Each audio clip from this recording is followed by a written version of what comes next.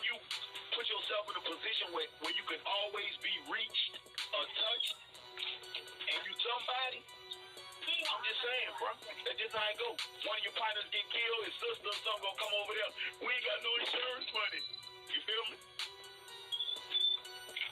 Yeah, and it's why we build it on this topic here. Why we build it on this topic here. Now, everybody pretty much aware, especially with us being in the South, that P and Soulja Slim had issues, and he even had you two had a back and forth before he passed. Now, did you guys ever piece things up before he passed? No, and that's to be honest with y'all, I promise you, it's funny you say that. To be honest with you, man, that's one of the things that never sat right with me. Because a lot of people don't know, man, me and Slim was so tight. Like when Slim got out of jail and came to No Limit, he had been in jail with my partner Kunta and Sean and all of them from the project. All of them dudes in jail for murder and double murder. So they going upstate. All them dudes doing life. But Slim was in jail with them, and Slim met a lot of people. He told him, man, I'm going out there and fuck with y'all dog. I'm going out there and do something with Krazy. I'm going out there and me and Krazy gonna get together. And when he got out of jail, he kept his word. Me and Slim was together every day. I was in the Magnolia. He was in the Ivoryfield. We had our people hanging together. Slim was my dog. But what happened was him and P, Slim was the type of dude like I'm telling y'all.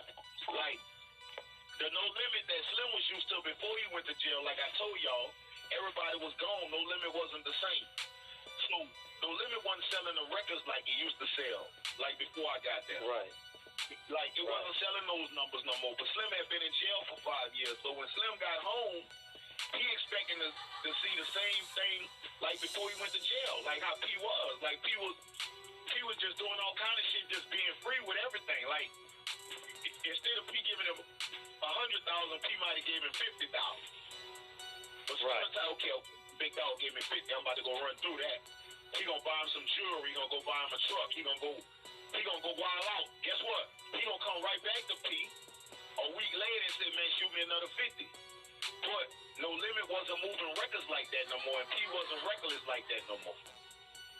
Right. So Slim didn't know that. So if P didn't send him the 50, he was in his feelings.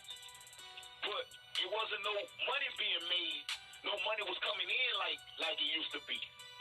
Like P still had money, but you can't. If you check this out, bro. If you got a bank account right now, you keep spending, and you ain't got nothing coming back in, what's gonna happen? You'll eventually go broke. All right then. So even P giving him 50 was still spoiling him though, cause P wasn't even tripping like that. But P would give him 50 and then say, bro, you ain't answering the phone. He just got in his feelings. He was Slim. Slim is Slim, and he can't help himself.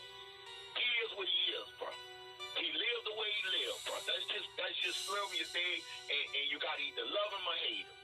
When I was running with him, I love the dude. I love to just hang out with him when we go in the studio. Our chemistry together was gangster. He couldn't drink worth the shit, and I couldn't smoke worth the shit. So every time I took a shotgun from him, I was high as hell. And every time he tried to drink Hennessy with me, he would fall out in the grass by Excel House and have to be carried to his truck. So that's how we was rocking. That was my dog. Right. But what happened was the everything came to a head. We was by this jewelry place. Him and P had to fell out because he asked P for the money or whatever. And P ain't never get back to him. P said, man, it ain't like that no more, bro. You know one thing about P, if you've been following P, once you push him a little bit, you gonna see what's happening. He gonna tell you what's on his mind. And P, say, Slim, bro, we ain't moved. He told Slim, but Slim, like I say, Slim didn't understand because Slim still stuck on the old No Limit. 100 here, 150 houses. So he thinking P holding back on him. But P was telling him, man, just hold up. Just take that 50 and lay low. Now, what regular person can't take 50 and lay low? That's true. So Slim was Slim. Slim in the city, flexing. He was running around with BG at the time. So BG flexing, got his deal with Koch. He ain't got the deal with Koch because him and Baby was into it. So BG got 250 or 300,000, might be $500,000. I can't remember. My little partner VL Mike was running with him. That was my little dog. So rest in peace, VL. That was my dog. But so anyway, at the end of the day, you know, he got the BG got the deal for Chopper City Records, and him and Viol and all of them. But anyway, so at the end of the day, Slim, BG flexing with his Koch deal, and BG like Slim's son. You know, BG got his style from Slim. So Slim looking at BG flexing, so Slim want to flex. You know, he want to flex. 50 ain't enough. Fuck that. I just spent that on jewelry. I'm going to hit Big Dog up for another 100. And P said, man, it ain't like that. We going to ball, but let us get all this shit together, and then we going to ball all out. But Slim is Slim. Nah, man. What was that, bro? I ain't hearing all that. You know, so that's the facts, bro. This ain't no, this the truth. So anyway, him and Slim got into it. Slim told him something, and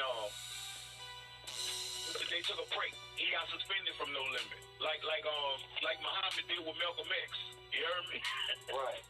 Yeah. He got suspended. He got suspended for something he said or whatever. The P that was out of line. He got suspended. P was looking to box him. So whatever. I don't know what he said, but I know P was trying to get the boxing gloves with him.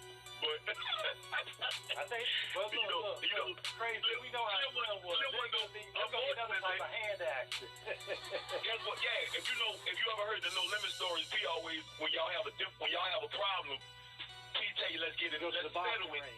Let's get us around there because even though we from the streets, but come on, we homies. Homies gonna have a fight and we gonna get past it. You see what I'm saying? Right. But Slim wasn't no fighter. Slim wasn't no fighter because if he was a fighter, he would have jumped on a plane and him and, you know, I think P like his third or fourth cousin in real life. That was his cousin. So I think they would have. Oh, wow. They would have fought. Them two would have fought. And he was something because P loved him. P loved Slim, boy. P loved everything about Slim. You know, he loves Slim, bro. He loves Slim. Like, before Slim got out of jail, that's all P would say. Crazy, you bitch, you. I can't wait till Slim get home. I'm gonna put y'all crazy motherfuckers together. Like, P put us together. That's how me and Slim became so tight. Well, anyway, after him and P fell out, we went to this jewelry place called Mr. Goldman. Mr. Goldman used to have these, in New Orleans, they always had where he give away tennis bracelets and all that for the holidays. So he had me over there as his guest. Like, I'm going to have Krazy from the 504 boys over here. So I was over there. Goldman is a real close friend of mine. So I was over there and Slim came in. Slim came over there to change his No Limit piece to a Cutthroat piece. That was his new label, Cutthroat Commit. Mm-hmm. So he came to change the No Limit piece, like to take the No Limit name off and put Cutthroats on the same piece. So I was there, so he saw me, pulled me to I never forget it was him and Trinity. Trinity dead now, Trey Nitty. God bless him. You know, rest in peace. That was my dog too. That was Slim's best friend. But it was them two. Mm-hmm. So Slim saw me and pulled me to the side. He said, what's there? I'm crazy. He gave me a hug. I never forget. He gave me a pound and a hug. And he pulled me on the side, away from Trinity, away from Goldman. He said, Krazy, look here, bro. We can do our own thing. I'm gonna do uptown. I got uptown. You got downtown. Krazy. They love you. I'm in these streets, and they love me. He said, let's do an uptown, downtown label. Do our own thing. But at the time, P had did a lot for me. He gave me an opportunity. He brought me worldwide. He gave me a chance. I was on the #1 single. You know, my kids was born. I had my daughter and my son came a little while later. Everybody, I feel like I owe P a lot. I feel like P took a chance on me, and I traveled the whole world, bro, coming from the project, and I really was grateful to P. So when Slim, and at the same time, I knew Slim when we was younger, but we wasn't friends. But when he came home, P put us together, so we became tight. P did that. And I knew what P really felt about him. I knew P really loved him. So it was kind of like, what they call it in the Army, mutiny or something? It was like with him saying that, I just was looking at him, you know. I was trying to like play the middleman. I say, man, y'all gonna work things out because Slim was already sold. You know, I'm going to do my own thing. He was already sold, right? But I'm not gonna do that. You know, this man ain't never at that time. This man never did me nothing. So what I'm gonna say? I'm just gonna go with Slim and do my own thing. And this man did everything for me. I just couldn't do it. I feel like for me, that was a weak move. That was a woman move. That was a bad move. Like, and I wasn't built like that. I'm from the project. They got dudes in the project right now that gave me $50 when I was 12 years old. My mama probably put me out for coming in too late, or because I ain't want to take a whipping. They got dudes that gave me $50 to flip my money where I could go get me a hotel room or either they let me stay by their house. Right now, if somebody say something about them dudes, and this 30 years later, I'm going to break their jaw. Because they only gave me $50. But at the time they gave me $50, yeah, at the time they gave me $50, it was like $1 million. Because I ain't had nothing. I was outside in the project, it was freezing cold, I ain't know where I was going to go, I ain't know what I was going to do. And they said, man, take these 50 and flip yourself up. Now, by the end of that morning, I had $500 because I used to roll in the project. So I probably had $500 the next day off that 50, and they never asked for the $50 back. So at that time, it was like $1 million. So imagine P giving me a chance to go worldwide, even though my talent got me here. But guess what? A lot of times, all the money that P gave me, he never even had put the 504 Boys album out yet. So when he told me to go get that wire and got me a crib or a condo, whatever he got me, Lincoln Navigator brand, off the fresh, paid the insurance up for 2 years. The insurance was paid for 2 years. I ain't need insurance for 2 years. Guess what? He never had made a quarter off me. He did all of that on good faith. Before he made 1 penny, he had invested all that money. The same way when Slim got off, even though Slim had that album, Give It To Him Raw. But let's be honest, bro. During them No Limit days, P could have took a shit on the record and flushed the toilet on a hot beat, and it would have went gold.